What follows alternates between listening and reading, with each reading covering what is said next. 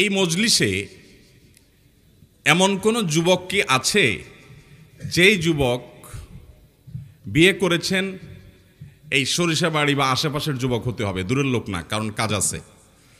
বিয়ে করেছেন কিন্তু শ্বশুরবাড়ি থেকে কোনো প্রকার যৌতুক নেন নাই।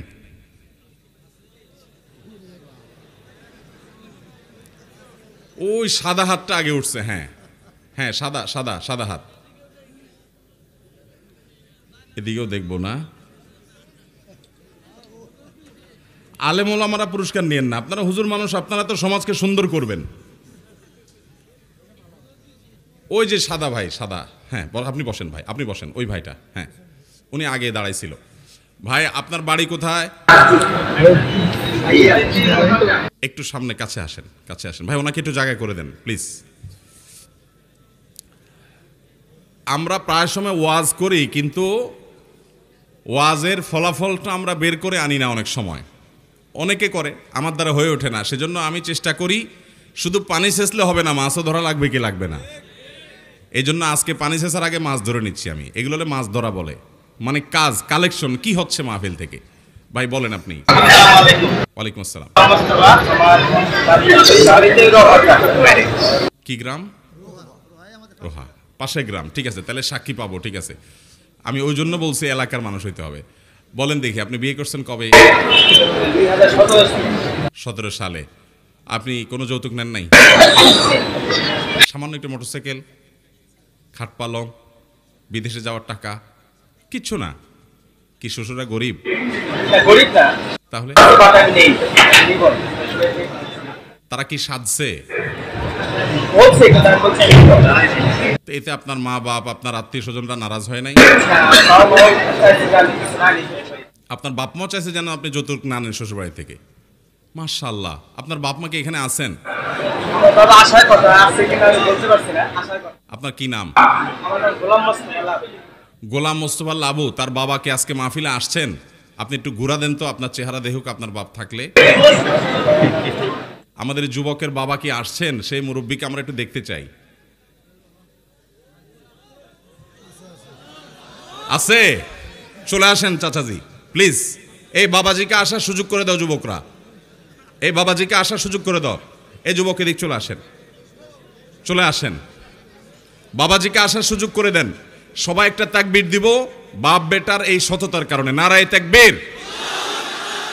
আল্লাহ রাব্বুল আলামিন এই বাপ বেটার মতো সৎ মানুষ দিয়ে দেশটাকে পরিপূর্ণ করে দিন, বলুন আমিন। তাদেরকে আরো সৎ হওয়ার তৌফিক দান করুন, তাদেরকে আরো ভালো হওয়ার তৌফিক দান করুন। বাবাজি চলে আসেন আপনি। আচ্ছা, আপনার সাথে আলাপ আছে আমার। আমরা ওয়াজ মাহফিলে আসছি, এখান থেকে কিছু শিখে যাব, কিছু নিয়ে যাব, ঠিক আছে না? আপনারা মাহফিল থেকে কিছু নিয়ে যাবেন না? মাহফিল থেকে কিছু নিয়ে যেতে আসছেন না? কি নিয়ে যাবেন? আমি আসার সময় দেখছি বিশাল বাজার বসছে। বুট বাদাম নেওয়া ছাড়া তো যাওয়া যাবে না। মাহফিল থেকে বুট বাদাম নিতে আসছেন, তাহলে তো বুট বাদাম নিয়ে চলে যেতে পারেন। কষ্ট করে এখানে বসার দরকার আছে? আর এত টাকা খরচ করে প্যান্ডেল করা হলো, এতগুলো মানুষ বসলেন, প্যান্ডেলে জায়গা নাই, দুই পাশে মানুষ ঘন হয়ে দাঁড়িয়ে আছে, অনেক কষ্ট হচ্ছে। তাহলে আপনারা এখান থেকে কিছু নিয়ে যেতে হবে না ইনশাআল্লাহ? আমরা এখান থেকে আমাদের দুশ্চরিত্র, খারাপ গুণগুলো ছেড়ে যাওয়ার প্রতিজ্ঞা করে আল্লাহর সাথে কথা বলে তারপরে যাব ইনশাআল্লাহ। আমরা এখান থেকে কোনো ভালো জিনিস শিখলে সেটা জীবনের তরে আঁকড়ে ধরার প্রতিজ্ঞা করে আল্লাহর সাথে ওয়াদা করে তারপর যাব ঠিক আছে তো ইনশাআল্লাহ? যেহেতু এখানে আসছেন ওয়াজ মাহফিলে, নিশ্চয়ই আপনি সত্য অসত্য বলবেন না। আর অসত্য বললে আপনি ধরা খেয়ে যাবেন, কারণ চাচা আছেন। বউয়ের সাথে গালাগালি করেন, বকাঝকা করেন। ভাই বকাঝকা কেমনে না করেন? আমিও তো আমার বউরে বকাঝকা করি। হালকা পাতলা বকাঝকা, শাসন, এটা তো স্বামী স্ত্রী হতেই পারে। ও টুকটাক হয়। মুখ খারাপ করেন না, গায়ে হাত তোলেন।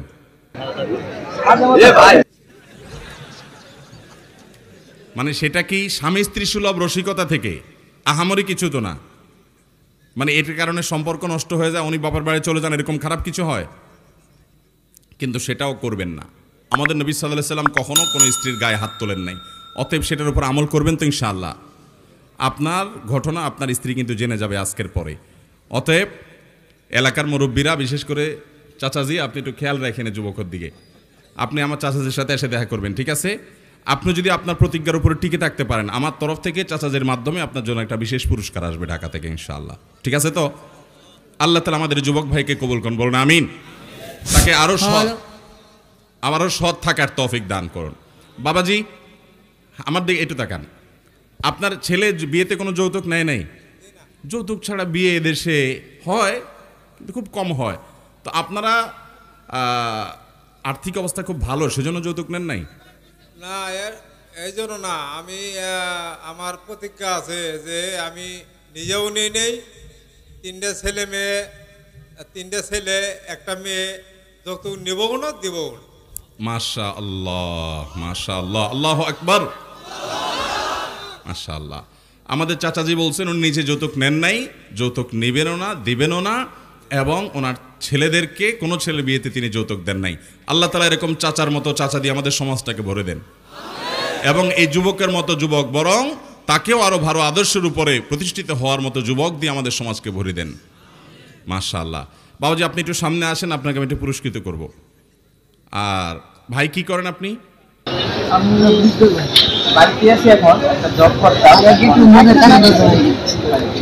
আচ্ছা, তাহলে আপনি আপনার স্ত্রীর সাথে এখন থেকে সুন্দর ব্যবহার করবেন এবং সুন্দর আচরণ করবেন। আগে থেকেও করেন আপনি মাশাআল্লাহ, কিন্তু মনোমালিন্য হতে পারে। কিন্তু আমাদের নবী সাল্লাল্লাহু আলাইহি সাল্লাম সাধারণত তার কোনো স্ত্রীর গায়ে তিনি কখনো হাত তোলেন নাই, এবং মুখ খারাপ করা তো জায়েজই নাই। হ্যাঁ, ধমক, বকাঝকা, শাসন সেটা তো হতেই পারে, শরিয়ার গণ্ডির মধ্যে থেকে অবশ্যই সেটা হতে পারে। আল্লাহ তাআলা আপনাকে তৌফিক দান করুন। চলে আসুন বাবাজি, আপনাকে দেওয়ার মতো পুরস্কার আমার কাছে নাই, এগুলো যুবক ছেলেদের বই। আপনি যদি মন কিছু না করেন, আমি আমার তরফ থেকে প্রধান অতিথির মাধ্যমে আপনাকে আমি থাক আপনি দেন, আপনার মাধ্যমে আমি আপনাকে আমাদের প্রধান অতিথির মাধ্যমে আমি 2000 টাকা পুরস্কার দিচ্ছি আমার তরফ থেকে। এটা শুধুমাত্র টাকার আপনার প্রয়োজন নাই বাবা, এটা আপনাকে সম্মান করলাম যে আপনি এটা দিয়ে চা নাস্তা খাবেন। একটু দিয়ে দেন প্লিজ। আচ্ছা আপনি নিয়ে তারপর দিন, সমস্যা নেই। আচ্ছা আপনি সব দিয়েন না। আচ্ছা উনিয়া এবং আমরা দুজন মিলে এটা আপনাকে হাদিয়া দিলাম, আপনি একটু চা খাবেন। হাদিয়া কিন্তু ফেরত দিতে হয় না, এটা কিন্তু হাদিয়া, আপনার কিন্তু অভাব নাই। আপনি এখান থেকে, হ্যাঁ আপনি এক কাজ করেন, এই মাহফিলে আপনি কিছু আবার দিয়ে দিয়েন, সমস্যা নেই। আচ্ছা আপনি রাখেন না, আপনি হাতে নিলে আমরা খুশি হব। মাশাআল্লাহ।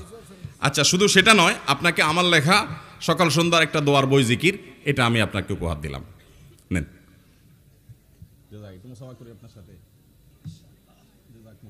আল্লাহ আপনাকে কবুল করুন, আমরা দোয়া করলাম। আসেন যুবক আসেন। জাযাকুমুল্লাহ খাইর। ওয়ালাইকুম আসসালাম। যুবক ভাই আপনি পড়াশোনা কোথায় কদ্দূর করছেন? আচ্ছা মাশাআল্লাহ। আপনাকে আমি একটা বই দিচ্ছি। না এই বই আপনাকে দেবো না, আমি আপনাকে আমার লেখা বই দিব। এটা একটা আপনার স্ত্রীর জন্য, একটা আপনার জন্য, দুইটা, ঠিক আছে? এবং এই বই নিয়মিত পড়বেন, ঠিক আছে ইনশাআল্লাহ। আল্লাহ তাআলা আপনাকে তৌফিক দান করুন। সেই সাথে আপনাকেও আমি চাচা জানকে দিলাম, আপনাকে আমি 1000 টাকা হাদিয়া দিতে চাই। টাকার আপনাদের প্রয়োজন নাই, আমি জানি। যারা যৌতুক নেয় নাই তারা অর্থলোভী না, কি বলেন? আর যারা যৌতুক খায় তারা অর্থলোভী। যৌতুক নেওয়া হালাল না হারাম? ঘুরায় ফিরায় খাইলে অনেকে ডাইরেক্ট খায় না, বলে যে হাওলাত দেন, হাওলাত আছে না নাই? এদের মতো ছোট লোক আল্লাহর জমিনে আর হতে।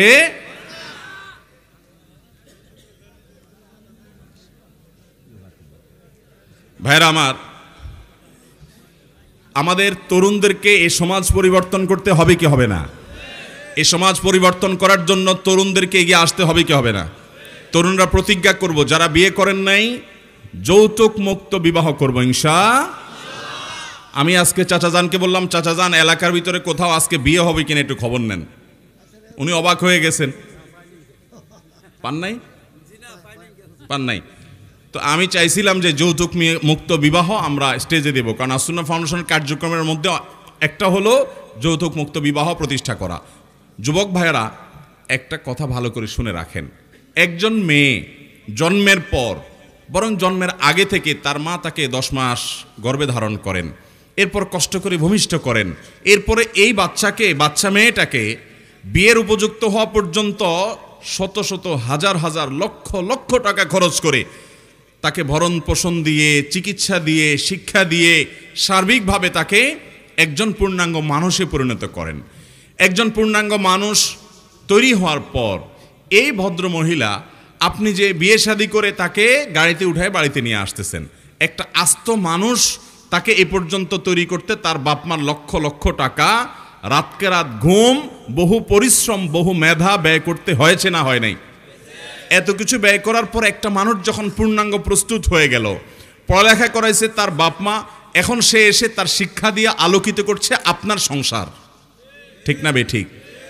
তাহলে এই ভদ্র মহিলাকে প্রস্তুত করবার জন্য বিয়ের সময় বরং উচিত আপনার শ্বশুর মহাশয়কে বলা যে, শ্বশুর বাবাজি, আপনার এই মেয়েকে এই পর্যন্ত বড় করে আনতে কত টাকা খরচ করতে হয়েছে, আমার উচিত তো সবগুলো ক্যালকুলেশন করে বের করে আপনাকে দেওয়া, কিন্তু আমি গরিব মানুষ, এত দিতে পারবো না।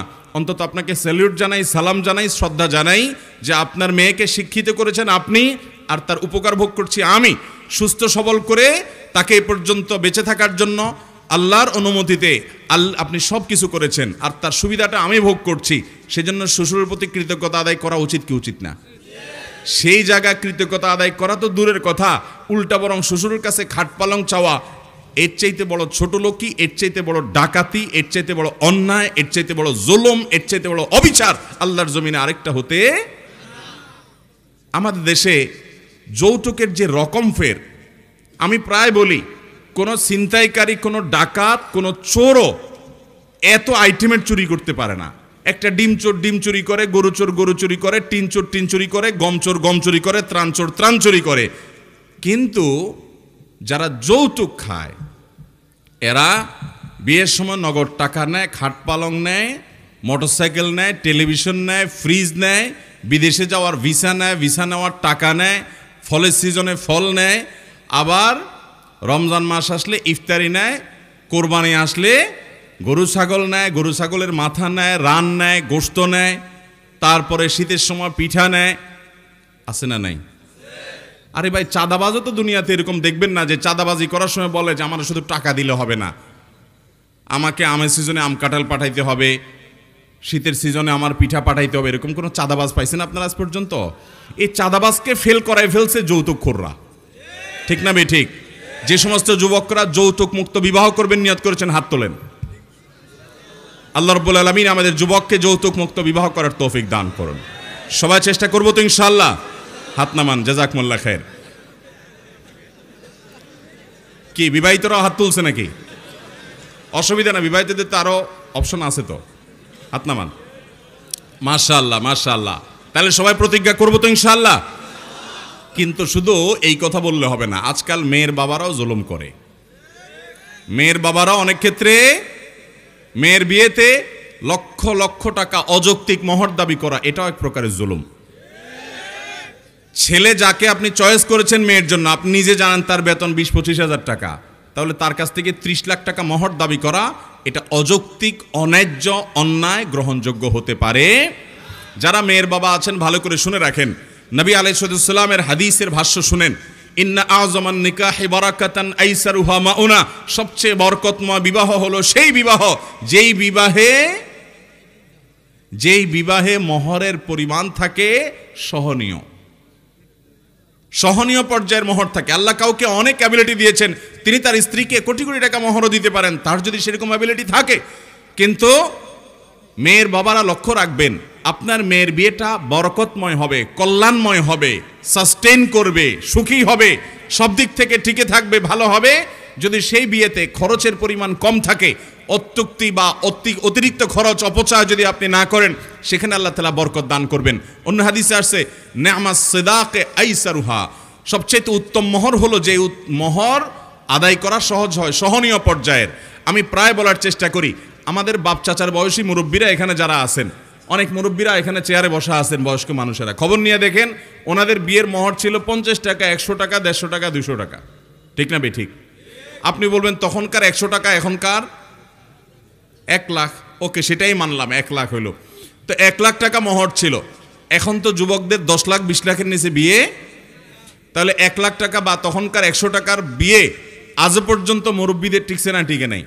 শুধু টিকছে না, তাদের ভালোবাসা চাচিদের সাথে যুবক তোমাদের ভালোবাসার চাইতে অনেক শক্ত। আমাদের যুবকরা এখন ভালোবাসা, তাদের স্বামী স্ত্রীর দাম্পত্য সম্পর্কগুলো এত ঠুনকো হয়ে গেছে যে বিয়ে হইতে দেরি, ভাঙতে ঠিক না বেঠিক, চায় না মালও আরো বেশি লাস্টিং করে। অথচ মুরব্বীদের ভালোবাসা অনেক শক্ত। তাহলে বোঝা গেল মোহর এক গাদা হলেই সংসার সুখের হয়। অতএব মেয়ের বাবারা ছেলেদের প্রতি অন্যায্য মোহর দাবি করবেন। আল্লাহ তাআলা আমাদেরকে সব ক্ষেত্রে আল্লাহর বিধিবিধানকে মেনে চলার তৌফিক দান করুন।